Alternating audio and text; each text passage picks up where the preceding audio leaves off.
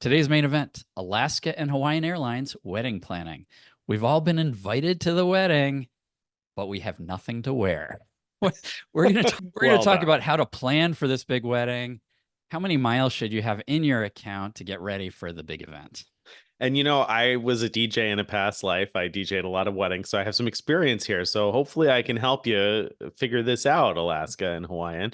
I don't know about everybody else. You guys are good luck. Hopefully Craig has more advice for you about what to wear to the wedding. But before we get into all that, I want to remind you that you can always find the timestamps in the show notes. So if you want to jump ahead to that segment or to something else in the show, or you want to come back and visit it later on, you can always find those in the show notes. You might have to expand the description box to find that.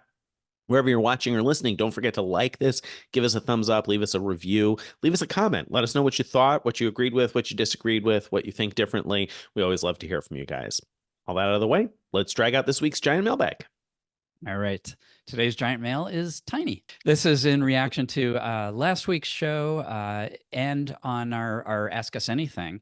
We talked about the Avianca Life Miles devaluation and the Qatar Avios devaluation. And for the latter, we talked a bit about how Finnair Avios somewhat help, make that devaluation of Avios less bad because that's another alternative way to use your Avios to good value. And so James O7785 wrote, the value of my life miles just disappeared into Finnair. Ouch. Well done. Well played. I love it. That was a great joke. Nice pun. Well done there. All right. So, it's true. It's somewhat true because Finnair is probably now your best-ish bet for booking at least some domestic flights, although Life Miles still isn't bad. That's just my opinion, I guess. All right. So thank you for sharing that great pun for us. We were short one pun for this week's episode. Right. Let's next talk about what crazy thing did Dell do this week? Yeah, so Dell, we've been shopping a lot at Dell, about $200 for every 6 months or so, because of the Business Platinum card, which has been offering the $200 in Dell credit every January through June, and again July through December. And but it gets to where how many Dell things do you want to buy? Luckily, Dell has been previously selling lots of third-party stuff. So you've been able to get things like Bose headphones and whatnot to make up for the fact that you're pretty full on Dell's own accessories. But Yeah, that well, truth be told, I even had like a little box of Google Pixel buds and my preferred Logitech MX Performance mouse kind of a thing. And so I had all these, I have a few backups of all of those types of things. And thank goodness I do, because Dell is no longer selling most third-party items. So there's a few things they're still stocking, but they're getting rid of almost all of the third-party stuff. So no more Bose headphones at all. The Pixel earbuds are gone. There was one Pixel watch left, I think, when I looked the other day. I don't know if that's even still there anymore. So lots of that stuff is going by the wayside. So that's a bummer. yeah. Luckily, unluckily, I don't know. It's not going to make that much difference to us after this year, it looks like. Because just a reminder, Nick published in the beginning of this year that Amex has said that the Business Platinum card credits for Dell and a few other things are ending at the end of this year. So Dell, Adobe, and Indeed credits are expected to be gone. I assume they're going to replace those with something else. And hopefully it'll be something that does sell third-party miscellaneous things where we actually do want to buy them every 6 months or whatever the periodicity of the new credits will be. Yeah, I think we briefly discussed this a little while ago. Then we were saying that when this news first broke, it was so long ago now that we'd almost forgotten about it. But when the news first broke that these credits were going to be ending December 31st, I think both of us probably figured, well, they must be planning to announce something that's going to replace these sometime soon. So I think probably either one of us would have bet back in January when this was announced that by the middle of the year, they were going to announce whatever is going to be replacing it next year. And here we are past the middle of the year, and there's been no announcement yet. So Right. I don't know what they're going to do, if anything. I mean, of course, there's no guarantee they're going to replace these credits, but the card would be pretty hard to justify without like any useful credits for $695 a year. So there must be Yeah. something coming. I hope I'll it's good. I'll bet anything that they are going to replace it with probably more total dollar value Mm, credits, yeah. but likely less widely useful. Yeah. So I mean the things like the Adobe and Indeed were already like very, very specific use cases. Dell, used to be have so many things available, including it used to have TVs, and so there were like Um, lots of things you could buy. So that was widely useful. I think we're going to see more very specific, use the card for this shop or this product and get credits. So we'll see. Yep. But Yep. But good looking for reminder. Good reminder. And on that same note, let me just remind you, if you have more than one business platinum card, whether your own or within your household, you can split tender right on the website when you're ordering at Dell across up to 3 cards. So up to three yeah, payment methods. So you could use 3 business platinum cards and trigger these credits on all 3 of them if you have 3 in your household to use. So keep that in mind. Although I don't, that advice is maybe that advice is more applicable than ever now because basically all you've got left to order is Dell stuff. So I guess in a new computer, maybe that's yeah, more important now than it was when you were buying earbuds and mice and things like that. So true, yeah, yep. All right, let's move on to this week's award talk. So for award talk this week, you I think republished a post, so you must have updated about which hotel award search tool is best. So what's changed? What's yeah. best and why? So I not only updated and republished, I completely rewrote it.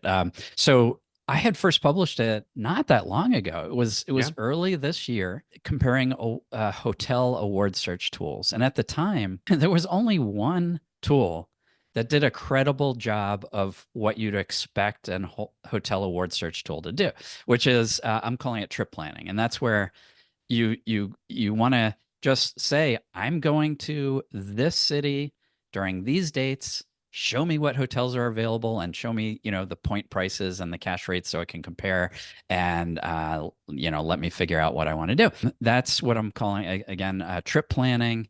And at the time, only the tool called Awaze with a Z at the end did that. And so obviously that was the recommended tool for that use case.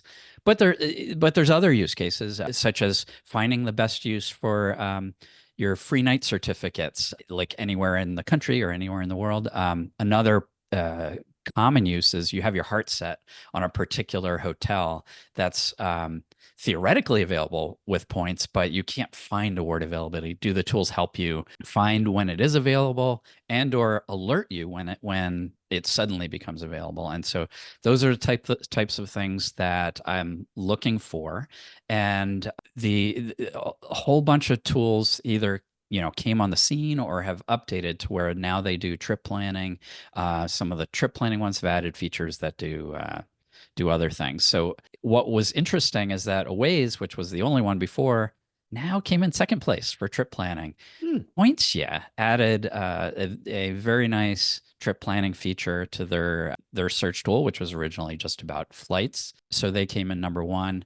For almost everything else, I like rooms.aero. That's AERO at the end, rooms.aero, which is the companion tool that goes with the tool seats.aero, which is a nerdy tool that I love for finding award flights.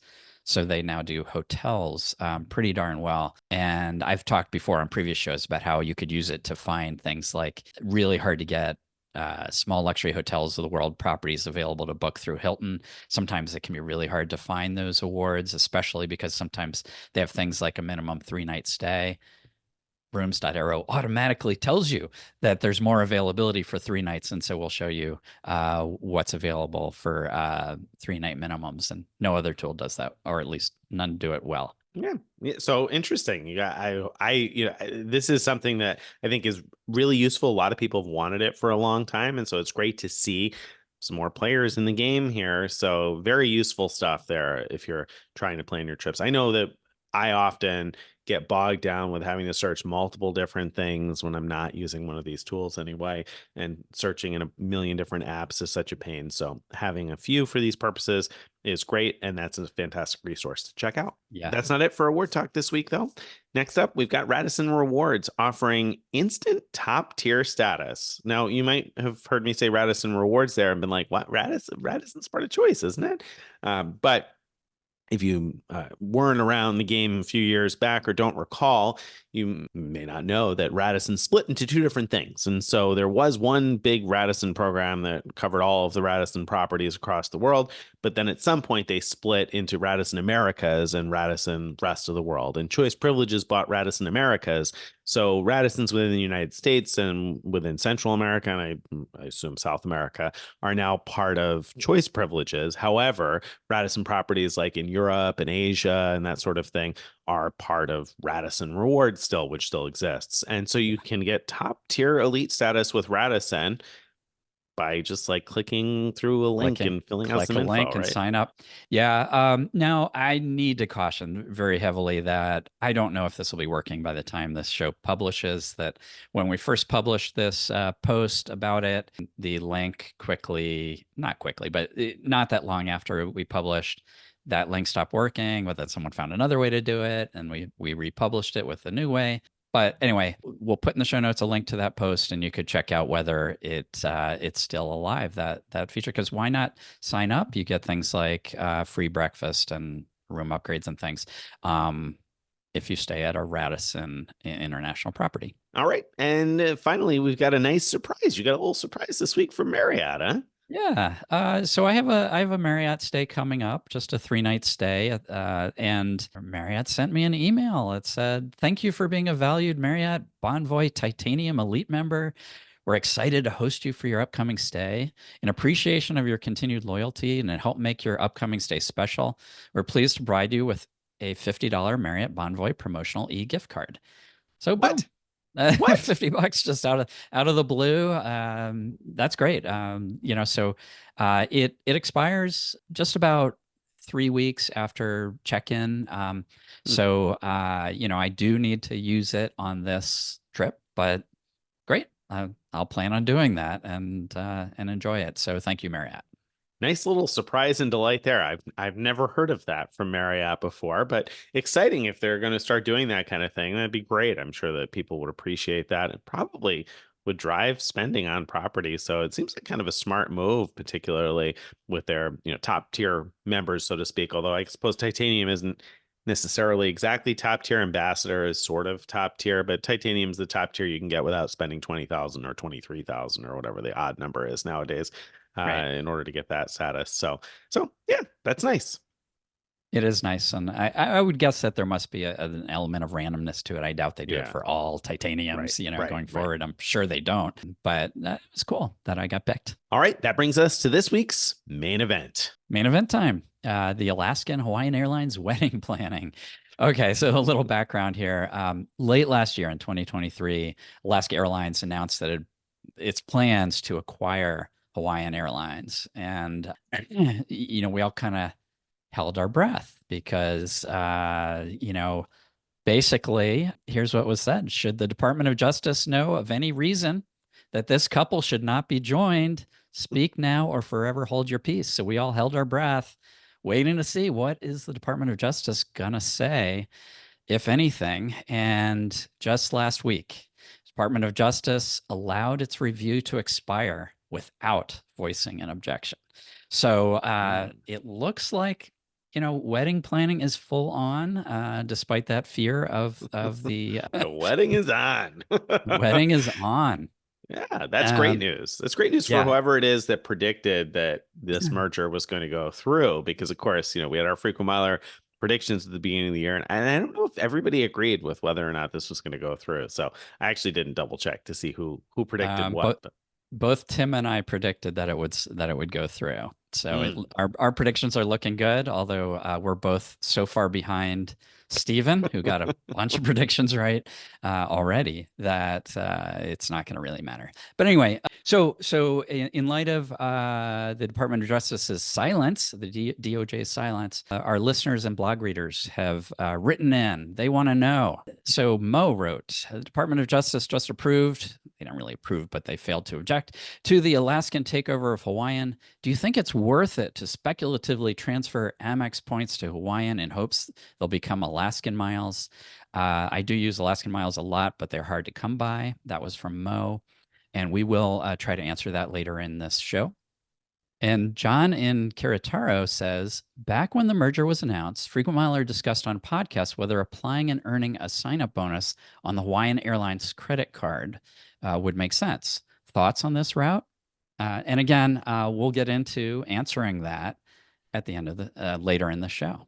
Before we try to answer either of those questions, we need to back up and talk about the two airlines. We're going to talk about the pre-merger situation. We're going to talk about what we know about the merger and what we think may or may not happen with the merger.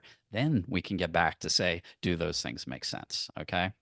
Yeah, and I'm looking forward to the answer because I have paid business class flights coming up on Hawaiian Airlines that I was intending to probably credit to Virgin Atlantic to earn Virgin Atlantic miles because I thought those are more useful for me than Hawaiian Yeah. miles. Hawaiian miles aren't usually useful, but now I'm questioning whether I may prefer to credit to Hawaiian. So we're going to have to find out what's going on here so I can make that decision because those plans are coming up pretty imminently. So let's talk about Alaska Airlines first. Alaska Airlines recently joined oneworld. So they're in the oneworld alliance along with American Airlines and British Airways and Qantas and Qatar and all the other major oneworld players. They recently overhauled their award charts entirely. So now their award charts are sort of distance based, and so it's a little different than it used to be. There are some sweet spots that have gotten better and some that have disappeared entirely. We'll talk more about that in a second.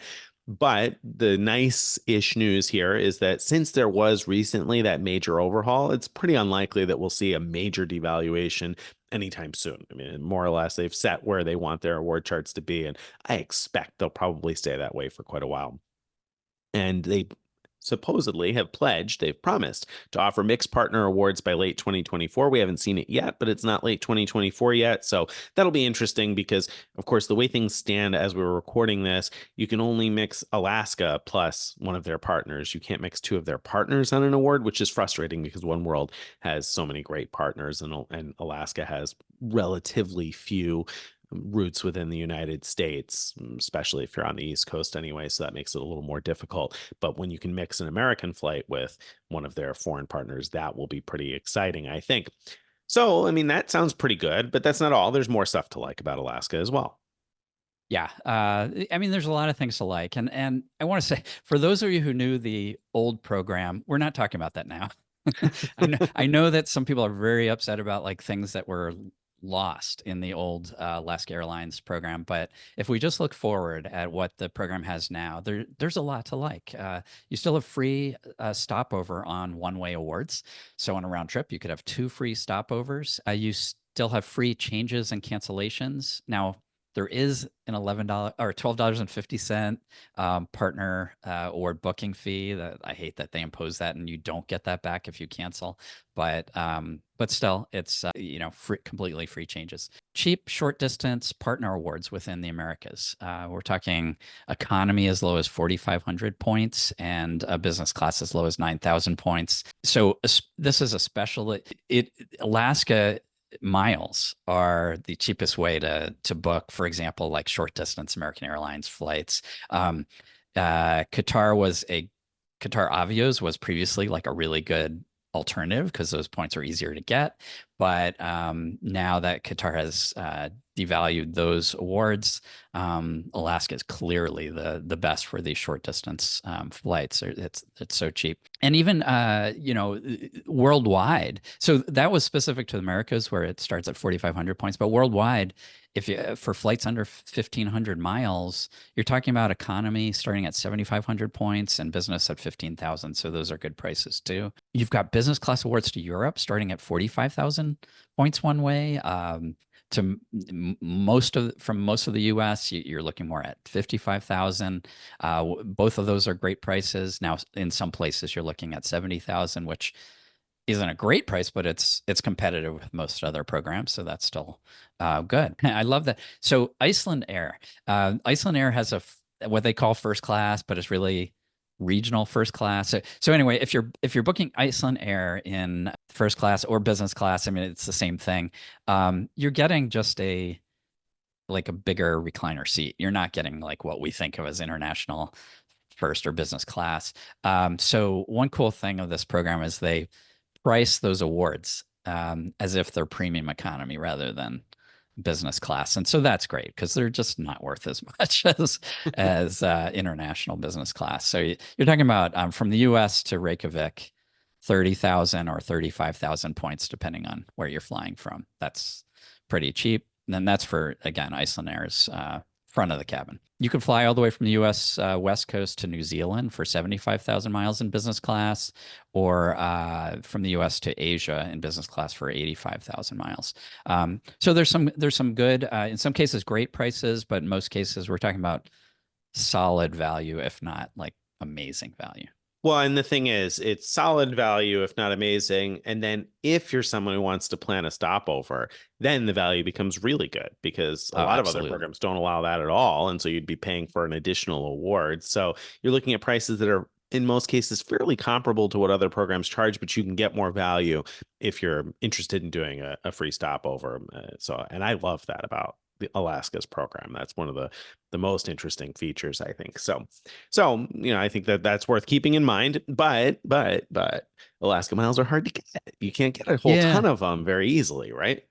Right. So you could sign up for the Bank of America credit cards. They have both a personal and a business one, and get the welcome bonuses. So that's a way of getting Alaska miles. You can charge to paid flights. I mean, you could credit to Alaska your paid flights and earn a lot of miles that way. Some other, if you have elite status and you book premium cabin with certain partners, they give you so many multiples that you could actually earn a lot of Alaska miles that way. But still, compared to some other programs where you could like, transfer from transferable points programs and move hundreds of thousands of points that way into the program, this one does not have that because you can't transfer it to Alaska from any of the bank-run transferable points programs. Bilt is the only one that provides one-to-one transfers to Alaska, and Bilt doesn't have a welcome bonus on their cards. So again, it's hard to get huge numbers of Alaska miles. Yeah, and that's a concern for someone like me because I have a family of four, and so if I want to fly four people in business class to New Zealand, for instance, we're talking 300,000 miles. I mean, it's hard to earn 300,000 Alaska miles. So that's the catch, so to speak. It's much easier if you're able to earn a bunch of welcome bonuses on cards that earn transferable points and then put them all into one program. That's not been the case with Alaska, so that's the toughest part.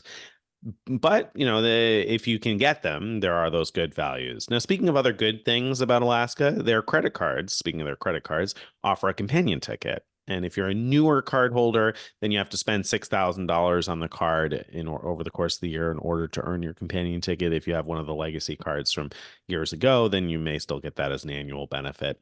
And so the companion ticket, the way that works is it starts at $121 for the companion. So you're paying, whatever the full price is for the first ticket, and then you add your companion for 121 bucks, which can be pretty cool. You can create some really interesting itineraries actually with the companion ticket. So that can be worth playing around with. I wrote a post years ago about kind of like really maximizing that because both members can earn miles based on the distance flown, since Alaska still offers miles based on distance flown. So that can be a cool perk.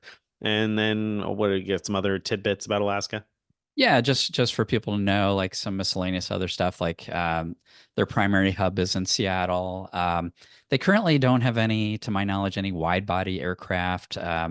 They don't have any, airplanes that have lie flat seats in business class, for example. Their international flights are very limited, so they do fly to Canada, Mexico, Central America, and the Caribbean.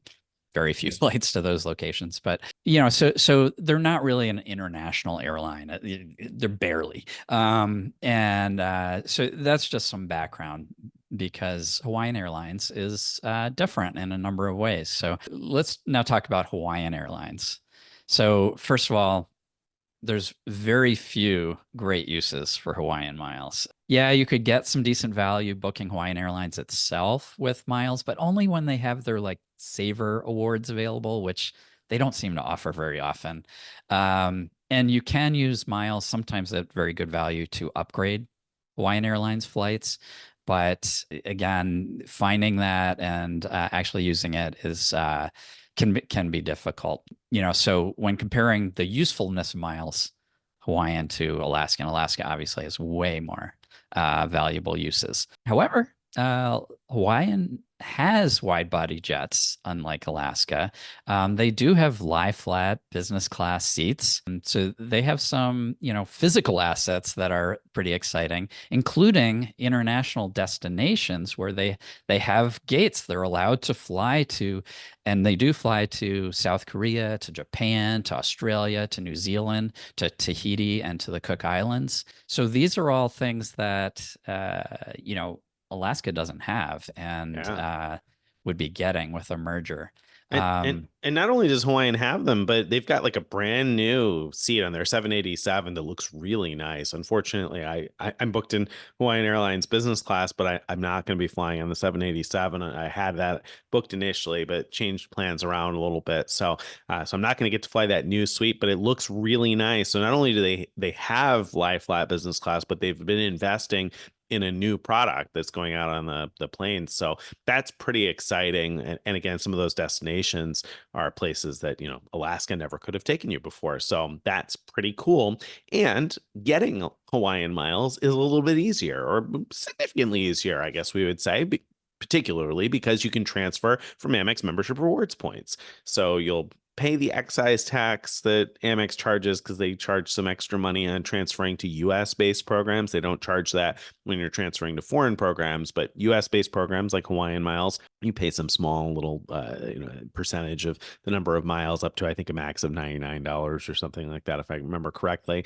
But yeah, you can transfer from Amex membership rewards points. And of course, there are tons of cards that earn Amex membership rewards points. So there's lots of welcome bonuses you can get, lots of great category bonuses you could get for spend. So it's much easier to accumulate Hawaiian miles from that perspective. Built, unfortunately, no longer transfers to Hawaiian. Came as a surprise to us this week that they ended that partnership. But there are a couple of credit cards, Hawaiian Miles credit cards. Barclays offers both consumer and business Hawaiian Miles cards, so you can earn welcome bonuses there.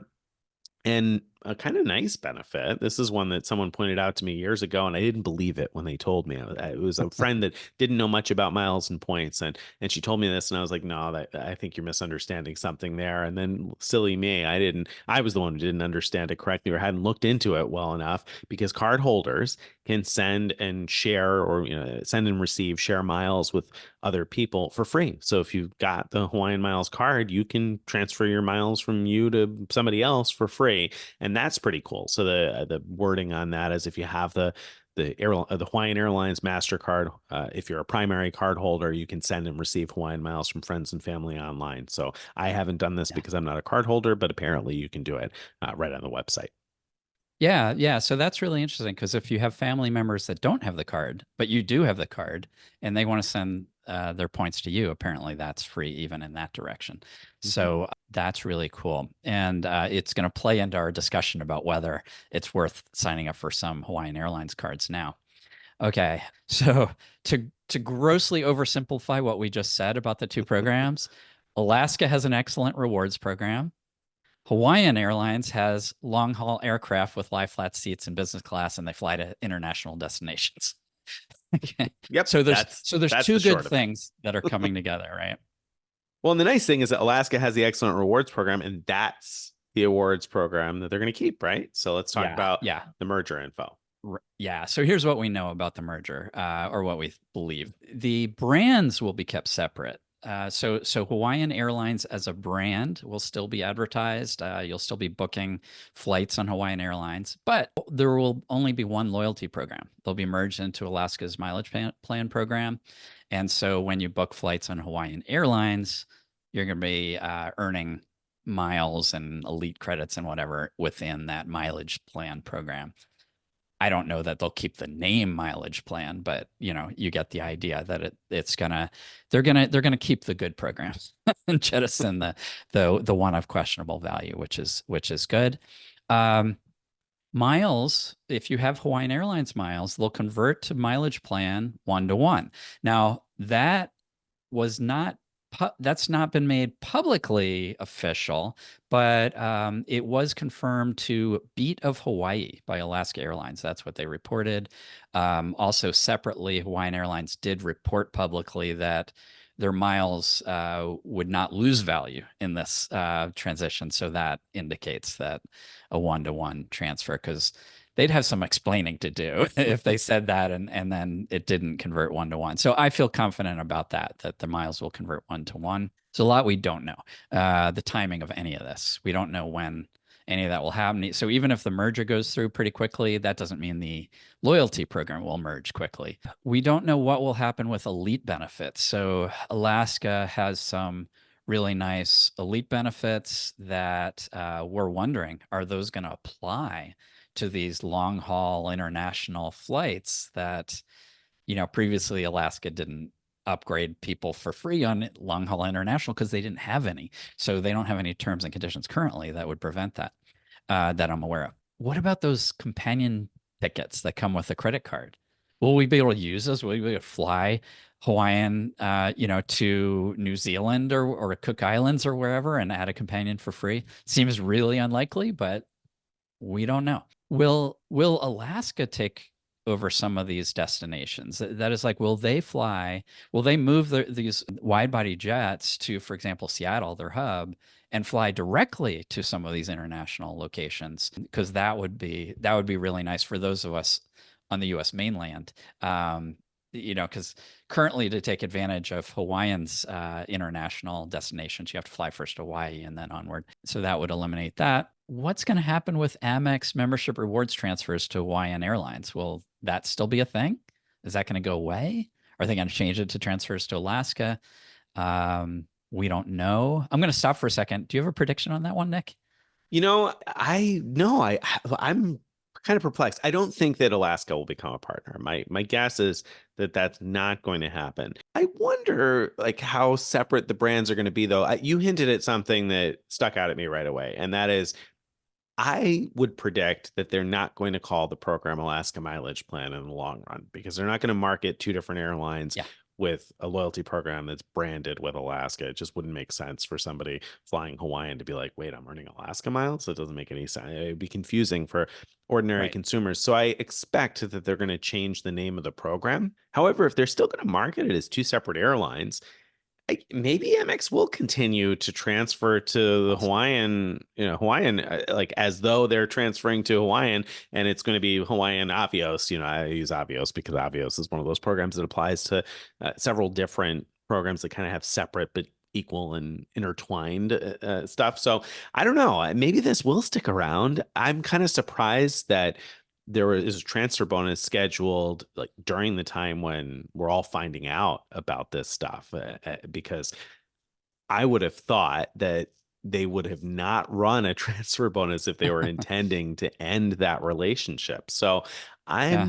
I'm confused, I think officially. Yeah. I'm kind of leaning towards what sort of Nick rambled towards, which is this idea that I'm guessing that what we're going to have, let me keep calling it mileage plan, but that branding wise, like you're going to log into Hawaiian Airlines still and see your mileage plan points Yeah. and miles and elite credits, even though they're going to come from both Alaska and Hawaiian. And if that's true, if they sort of keep that separation, then there's no reason that Amex has to lose the ability to transfer to Hawaiian. The reason Amex can't transfer to Alaska is that Alaska has a or this is a bit of speculation on my part, but this is very common in the industry that Alaska and Bank of America have a An exclusive what do you, an relationship. exclusive, thank you. Alaska and Hawaiian have an exclusive partnership, which doesn't allow them to do transfers from other banks. Now they're allowed to do Bilt because Bilt is not a bank. Bilt is a rewards program on its own, even independent from the credit card. So You know that's what I what? think You're is happening right. there. So so You're so right. I'm Yeah. guessing that the transfer will continue, but we don't know. I Um, think you're right because specifically because that would be so brilliant on Alaska's part to have bought Hawaiian in order to be able to get some of the revenue from selling those miles to yeah. Amex, right? Because they can tap into that without having to break their relationship with Bank of America. That would be brilliant. I think just Oh, calling it that's mileage plan, that would be that would be that'd so be the funny play of the year. if that was the main reason for this, which sounds ludicrous, but But I there's don't so know if much it is. money in these loyalty Yeah. programs, and there's so much money in getting these banks to buy your points. And so it could have been a major justification for it. Anyway, the last question we have here is what will happen to the Hawaiian Airlines credit cards? And I think a lot of this discussion we just had is the answer is very similar. I mean, we don't know. It's possible that Barclays could keep that relationship if they, depending on how they brand the rewards program, I think it's kind of like that because of that exclusive that Bank of America has with Alaska. That's going to kind of drive what happens with the Barclays relationship with Hawaiian. I have to wonder if part of the reason they're keeping the separate brands is because those bank relationships tend to be for a defined period of years.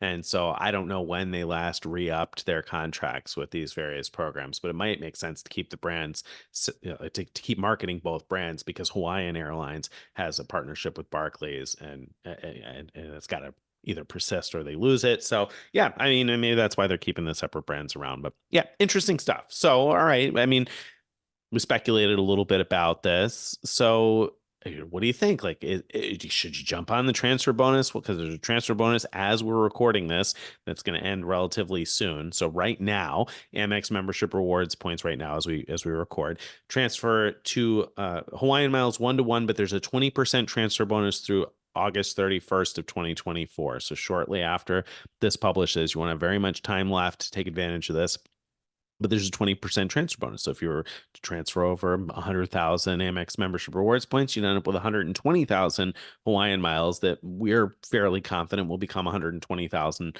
mileage plan miles at some undefined time in the future. So first up, should we speculatively transfer to Hawaiian with a 20% bonus? Yeah. So this is very interesting because if you don't need the miles right away, I mean, if you if you need them right away, then it better be Hawaiian miles that you need right away if you even think about this, because we have no idea when the merger will happen.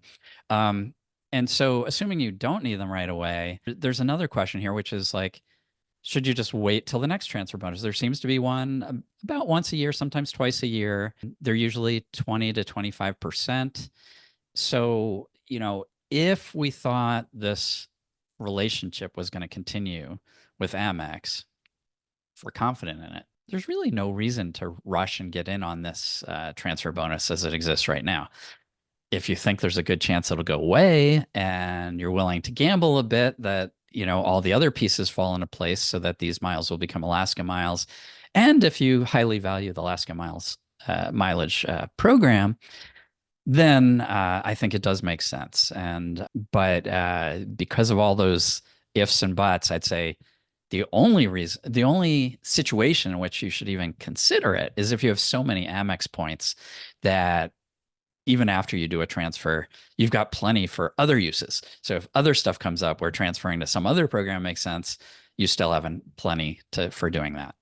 Yeah, it's really important to reemphasize here exactly what Greg said, and that we have no idea when this will happen. So if your Hawaiian miles do become Alaska miles, or we're pretty confident they will, but I mean that could be later this year, that could be middle of next year, it might be 2026. It's really hard to know when that will get integrated, and so that's very much I have no idea when that's going to happen. And then the other thing is, again, like Greg said, a lot of conjecture here, like both of us kind of coming to the conclusion on the fly here that we think maybe Hawaiian will stick around. So maybe there'll be a future opportunity.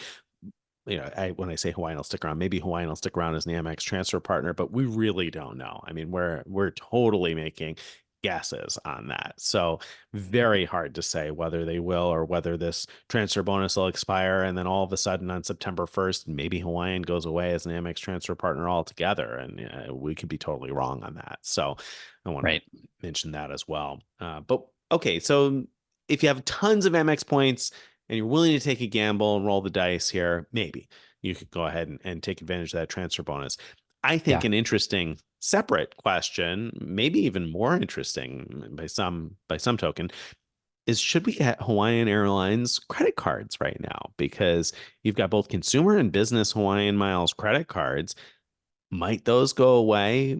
Will those will eventually become Alaska Miles, right? Should we be going after those? Yeah. So looking at the current offers as we're recording this, now we're not going to be alerted if these change, or so we don't know what the offers will be when you listen to this. But currently, the consumer card, there's a consumer card and a business card. The consumer card offer is 70,000 miles after first purchase. It's got a $99 annual fee. So no matter how you slice it, I mean, that's a cheap, easy way to get 70,000 miles.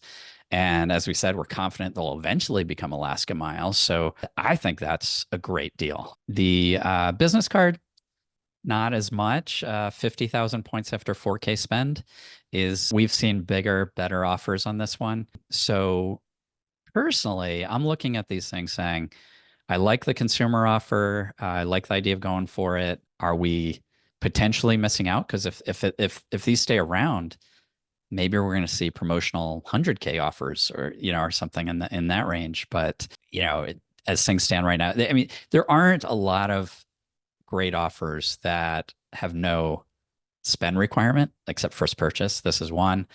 It wasn't super exciting to me before because it was just for Hawaiian miles, but now that it's probably going to eventually become Alaska miles, I'm a buyer, so to speak, at that rate. Well, and I think what comes to my mind is that I should probably consider doing this in two-player mode, because if my wife and I both Yes. open the consumer cards, then we're talking about 140,000 total miles. And because they have this feature where cardholders can transfer for free, we could both open them, and then my wife could transfer her 70K to me, and I'd end up with 140K miles that'll eventually become Alaska miles. And so that'll combine with my existing Alaska miles balance, or, you obviously play that differently depending on who has all the Alaska miles in your household. But I think that makes it even more interesting because you're talking about 140,000 miles that you can put in one account with just two purchases. You buy two packs of gum. Yeah. That's really compelling. And people are Yeah. always like, oh, is this worth a 524 slot? This is going to slow me down from applying for other cards, maybe. This is one of those cases where I'd say 140,000 miles for two purchases. Yeah, that's probably worth sacrificing whatever you may lose, because there's no spending requirement apart from first purchase and paying the $99 annual fee. I think it's a great deal.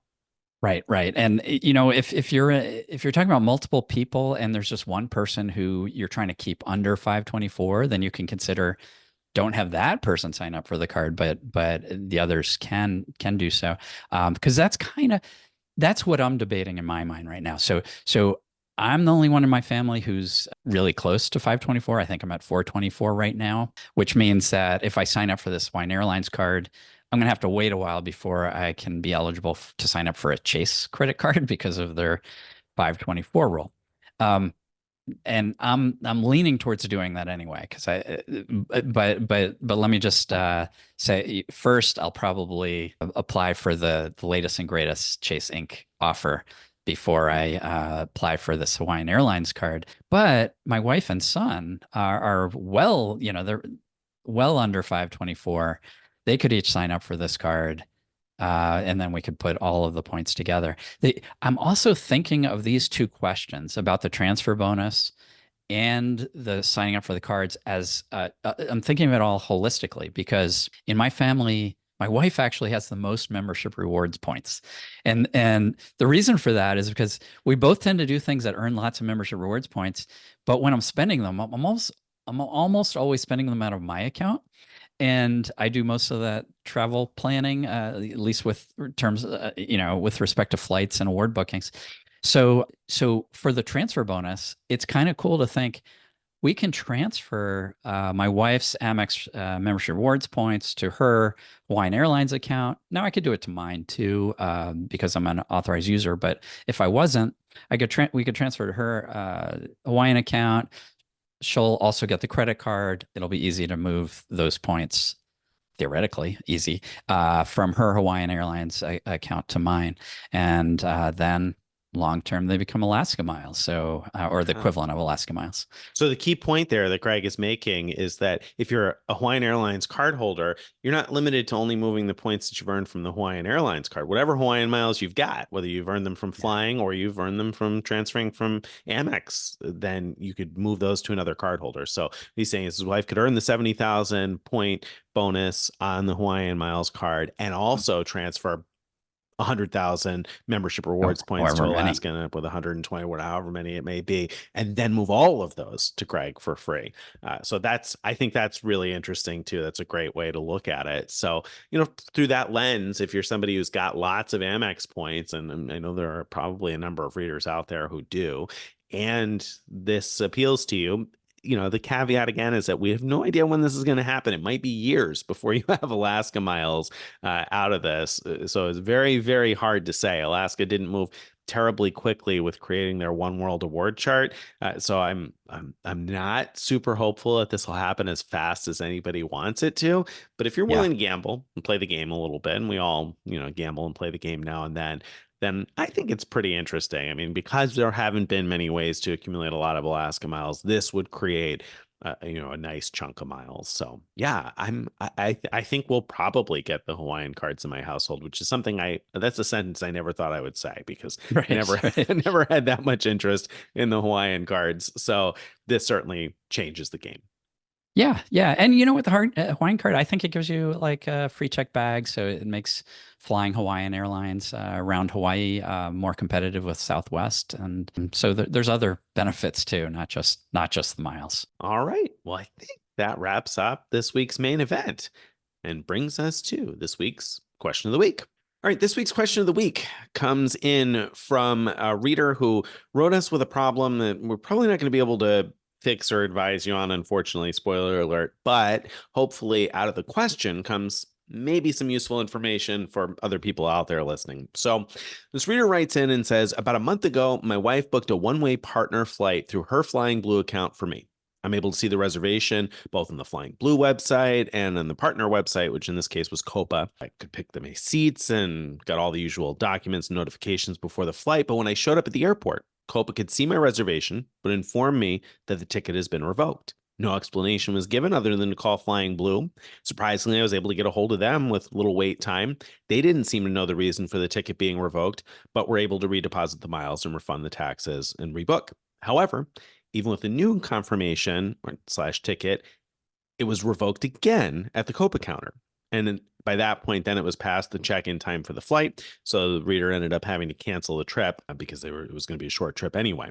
The only explanation given by Flying Blue was, quote, we inform you that your booking has been canceled due to inconsistencies on elements given at the time of booking and activity of your account, which does not reflect frequent flyer activity. Miles have been returned to your account. New issue requests can only be made at an Air France or KLM counter. No issue will be possible via the website or our call centers. So the question from the reader was, have you seen this before? And, do you know what causes this or what the problem is? And then the reader also wanted to know if it was possible to get reimbursed for their Uber to and from the airport or get some miles out of Flying Blue for this. So is any of this familiar to you? Are there any tips you have for how to avoid this potential problem?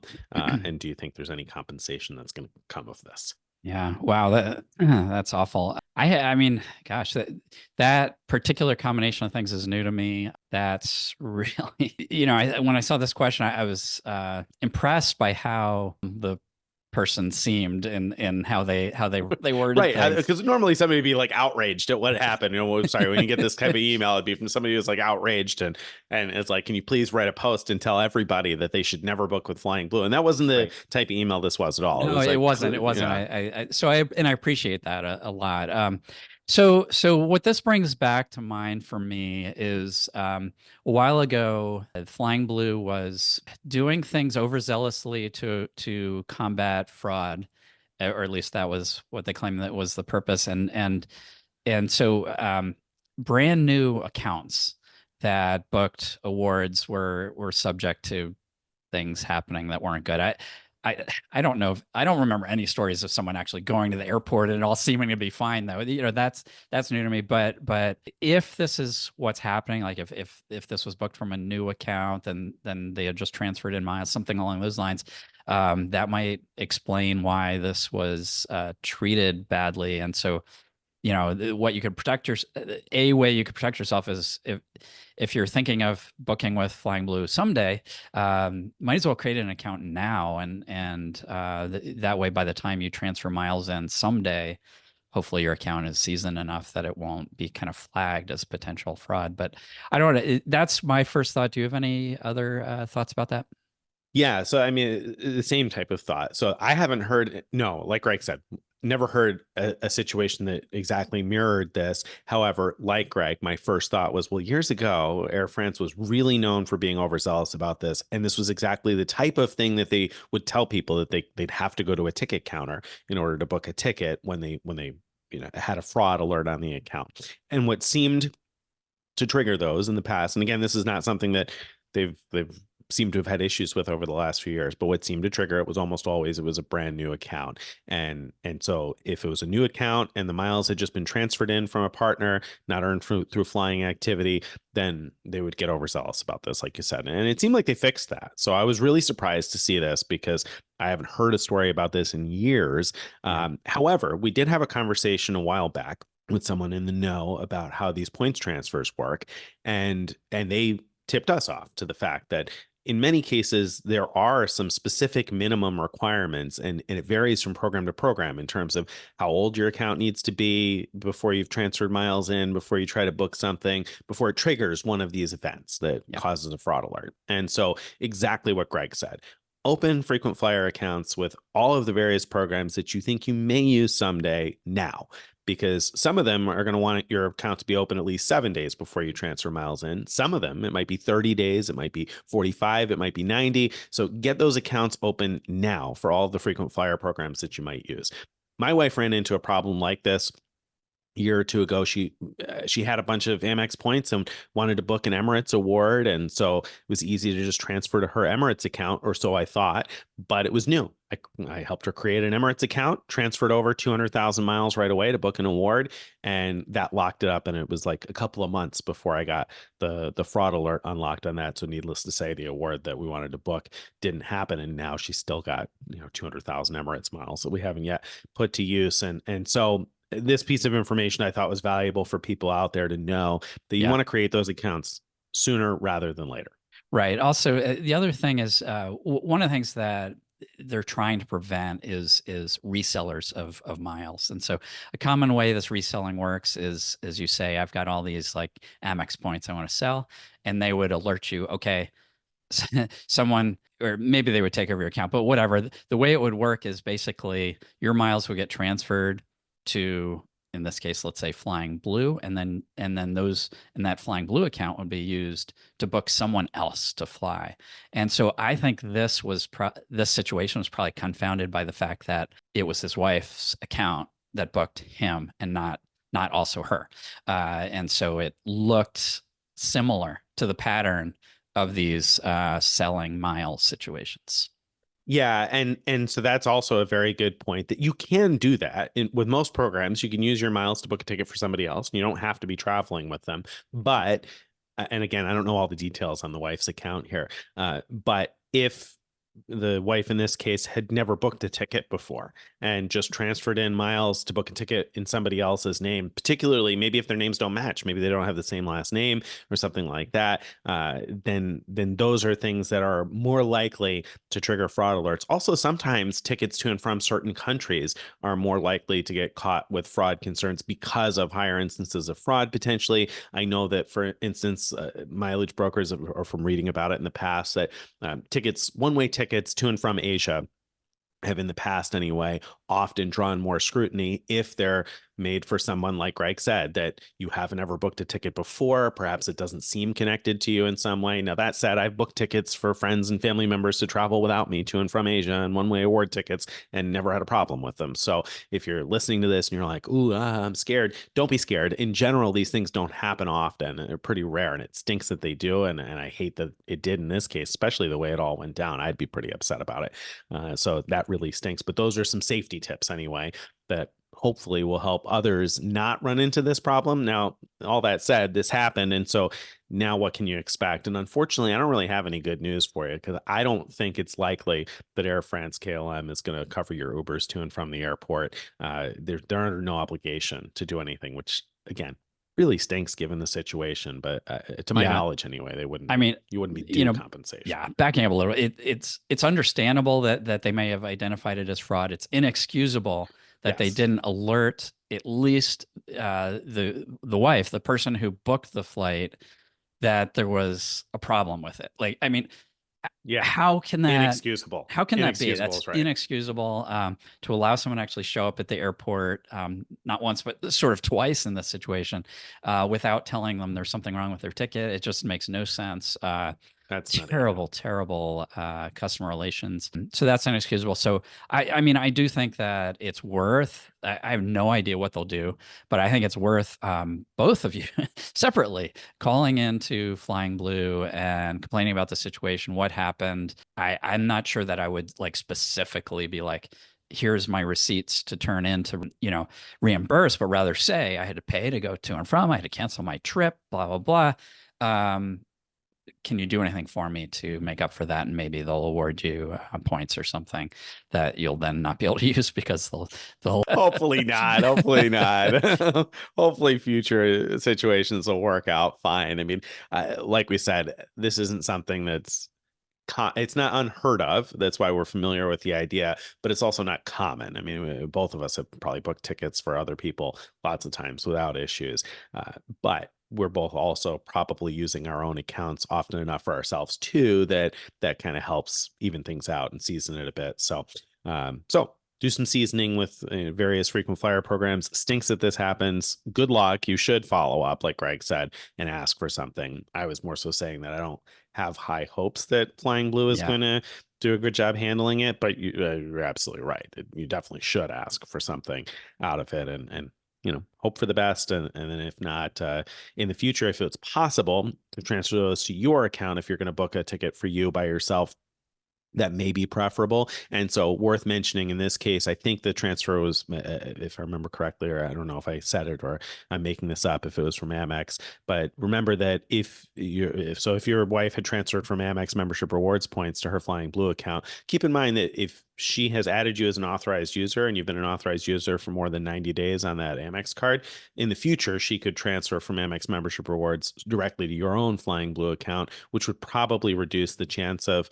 having this type of outcome. But again, I don't want to panic people as to think that this is a common occurrence, because I don't think that it is. No, no. And it does happen with other programs. It's not just, actually, I Googled the exact wording in this case that the reader had received to see if I came up with other reports on different websites with that exact same error. And funny enough, I found a bunch from Qantas with almost identical wording. So, Wow. it's the kind of thing that Create your happens with other airlines too, Yeah, so create your Qantas account now, I guess is I guess, another takeaway. Was it Qantas? Well, was Qantas the carrier or the mileage program? No, the mileage program. Yeah. Okay. Yeah. And a couple. And I didn't actually check to make sure that it lined up perfectly with the wording, but there were like quite a few search results that were related to Qantas specifically that came up with saying Qantas canceled, the tickets. Yeah. So again, it can happen with other programs. And so create those loyalty accounts now. And Right. I've often said, I don't really believe in test transfers and the idea of, oh, let me transfer 1,000 miles now, and once it goes through, then I'm going to transfer 100,000 miles, because that often leads to fraud alerts. Also, if you like in close succession transfer just a little bit and then you transfer a whole bunch, oftentimes that second transfer will get held up. But on the flip side, if you transfer 1,000 now and then 3 months from now you transfer in a large chunk, I doubt that that's going to be any kind of a problem either. So you may do that too, I guess, if you really want to try and season it. But hopefully you get some safety tips out of that. All right.